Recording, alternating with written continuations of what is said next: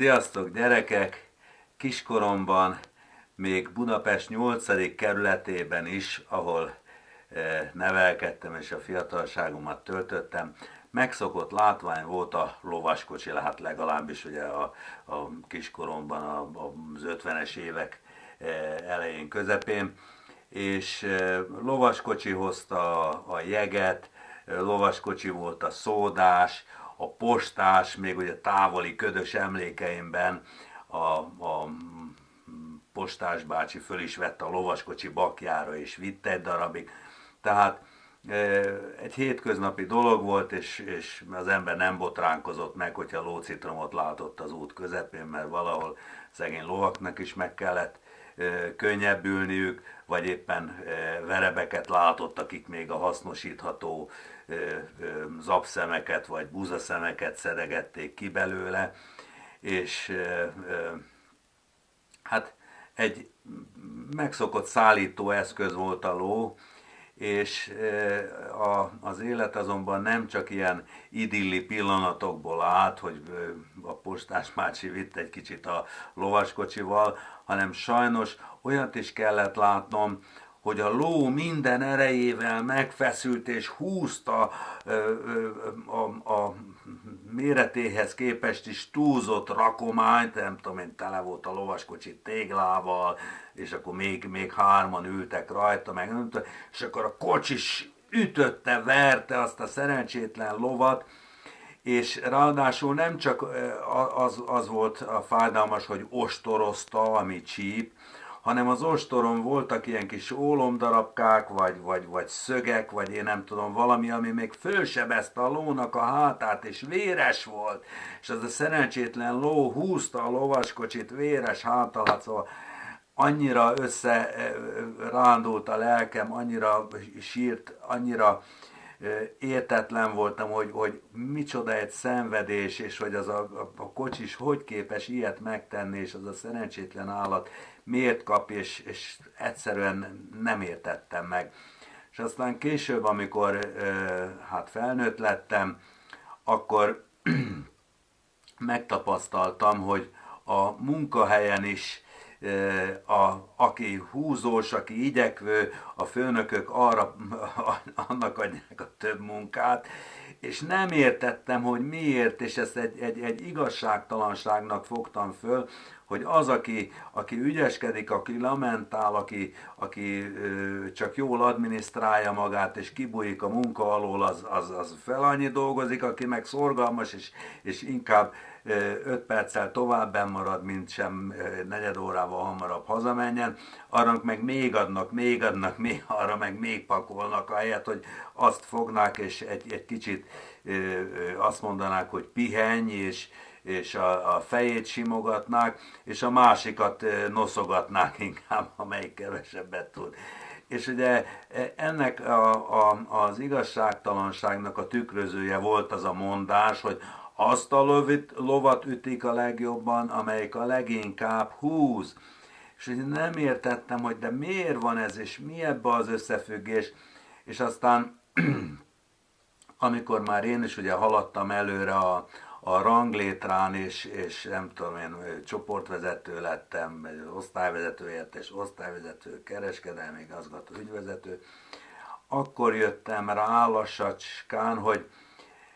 minden főnök, aki ugye másnak munkát ad, vagy másokat dolgoztat, az ösztönösen érzi, hogy kinek milyen a teljesítő képessége, és a leginkább teljesítő képesből, a legerősebből igyekszik a legtöbbet kihozni, mert a gyenge azzal ugye nem igen érdemes foglalkozni, mert abból úgyse lesz semmi. Attól legfeljebb megszabadulni érdemes, hogyha túlzottan keveset dolgozik, és a fizetését már nem is termeli meg. És hogyha lecsupaszítjuk, lemeztelenítjük ezt a mondást, és nem azt a részét nézzük, hogy ostorral ütik, aki hát egyébként is szorgalmas és hajtja magát, hanem azt nézzük, hogy egy edző azzal foglalkozik, akinek a legnagyobb a teljesítő képessége, és önmagától is megfeszíti magát amellé áll oda a medence szélére, és azzal kiabál és üvölt, hogy gyerünk gyorsan, szedd össze magad, annak kell még gyorsabban tempózni, ugye vala fiatal koromban még a pillangóúszást is tudtam, most már ez nehezemre esne. És nem azzal foglalkozik, aki csak lagymatag és a lábát áztatja a medencébe, és leúszik 5 hozt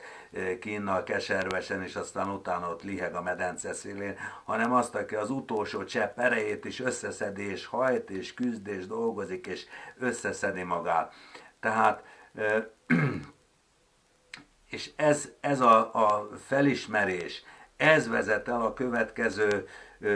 kérdéskörhöz, hogy ugye az ember sokszor értetlenkedik, hogy miért van az, hogy az egyik embert egymás után érik a sorscsapások, a másik meg olyan, mint hogyha mézzel lenne fölöntve előtte az út. A betegség, a vállás, a legkülönbözőbb anyagi ellehetetlenülés, hozzátartozók elvesztése, és olyan, hogy az ember azt mondaná, hogy a felétől én már bedobnám a törő között, és az meg mégiscsak kapja, pedig ugye látszólag nem szolgál rá, hát mi rosszat tett, ugye gondolja az ember a jó és a rossz káprázatában elmerülve, mert ugye mindig azt hiszük, hogy csak az kaphat sorscsapásokat, aki valami rosszat tett, aki ugye kárt okozott a szomszédnak, vagy nem tudom én, a közértbe betört, vagy hazudott, vagy nem tudom én már mit találja ki, ugye az érdemli meg büntetésként. Na most mindnyájan ismerjük azt az igazságot, hogy teher alatt nő a pálma, és ami nem pusztít el, az erősít. Tehát a Jóisten nem büntetésként adja ránk a sorscsapásokat és a terheket. Amikor én erre rájöttem, gyerekek, nekem ez egy hatalmas, úgynevezett aha élmény volt, egy hatalmas nagy megrendítő felismerés, és attól kezdve, hogy ha úgy éreztem, hogy nagyon megpróbálta Jóisten, akkor megköszöntem neki a bizalmat, mert azt mondtam neki, hogy köszönöm, hogy bíztál bennem, és kinézted belőlem, hogy én ezt ki fogom bírni, mert én nem néztem volna ki magamból. Tehát, hogyha sorscsapások érnek bennünket, gyerekek, akkor ne keseredjetek el, és legfőképpen ne tekintsetek szemrehányóan az égre, hanem emeljétek föl a fejeteket, és legyetek büszkék, mert ez a Jóisten bizalma, és ez a Jóisten kitüntetése, hogy kinézi belőlünk. És ezzel edz minket, ezzel fejleszt minket, ezzel erősíti a szellemünket és a lelkünket, ezért áldassék az ő neve. Sziasztok, gyerekek!